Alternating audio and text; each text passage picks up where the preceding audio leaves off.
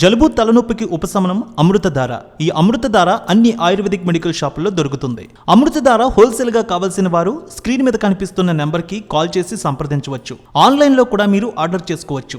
సంక్రాంతి బరిలో అందరికంటే ఆలస్యంగా థియేటర్లోకి వస్తున్నారు కింగ్ నాగార్జున.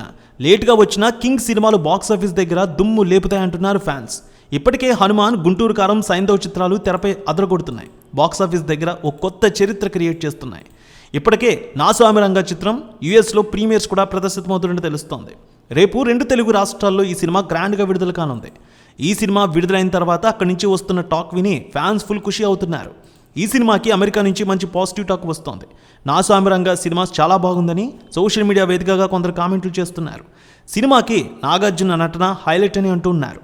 అయితే ఈ సినిమా గురించి ఏం చెప్తున్నారో చూసినట్లయితే, గ్రామంలో ఉండే నాగార్జున చాలా జాలీగా తిరుగుతూ ఉంటారు స్నేహితులతో. అలాంటి నాగార్జునకి కొంతమంది పెద్ద మనుషులతో గొడవ జరుగుతుంది. తన స్నేహితులైనటువంటి అల్లరి నరేష్, రాజ్ తరుణ్తో కలిసి నాగార్జున చేసే సందడి మామూలుగా ఉండదు. అయితే నాగార్జున వాళ్ళ బ్యాచ్ చేసిన ఒక పని వల్ల ఆ ఊర్లో ఉన్న పెద్ద మనుషులకి తీరని నష్టం ఏర్పడుతుంది. వీళ్ళపై ఎలాగైనా కసి తీర్చుకోవాలని వాళ్ళు పన్నాగం పన్నుతారు. వీళ్ళ ముగ్గురిని చంపేయాలని చూస్తారు. ఇలాంటి క్రమంలో నాగార్జున తన తెలివితేటలతో స్నేహితుల్ని ఎలా కాపాడారు అనేది వెండితెరపై చూడాలంటున్నారు సినిమా చూసిన వారు. మొత్తానికి ఈ సినిమాలో 1 మ్యాన్ షోగా నాగార్జున చేసినటువంటి నటన గురించి ప్రతి ఒక్కరు మాట్లాడుతున్నారు. సినిమాకి పెద్ద ఎసెట్ నాగార్జున అని అంటున్నారు. ఈ కథ స్టోరీ బట్టి నాగార్జునకి తప్ప ఈ స్టోరీ మరెవరికి సెట్ అవ్వదని కూడా అంటున్నారు ఫ్యాన్స్. ఇక ఈ సినిమా డైరెక్టర్ అయినటువంటి విజయ్ బిన్ని ఒక కొరియోగ్రాఫర్. అయినా నాగార్జున ఆయన మీద ఎంతో నమ్మకంతో ఈ సినిమా తీసే అవకాశాన్ని అయితే ఇచ్చారు. సో కంటెంట్ మీద అంత నమ్మకం కుదిరింది నాగార్జునకి.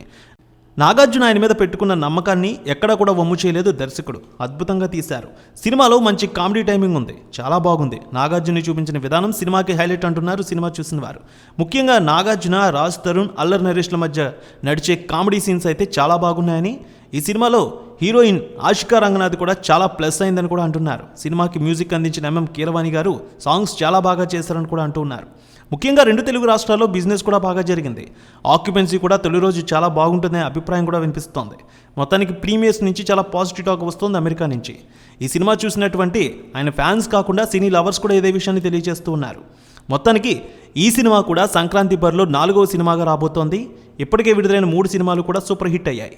ఈ సినిమా కూడా ఖచ్చితంగా హిట్ టాక్ తెచ్చుకుంటుందని ఫ్యాన్స్ కూడా ఎదురు చూస్తూ ఉన్నారు. అన్ని సినిమాలు కూడా హిట్ అవ్వాలని మనం కూడా కోరుకుందాం.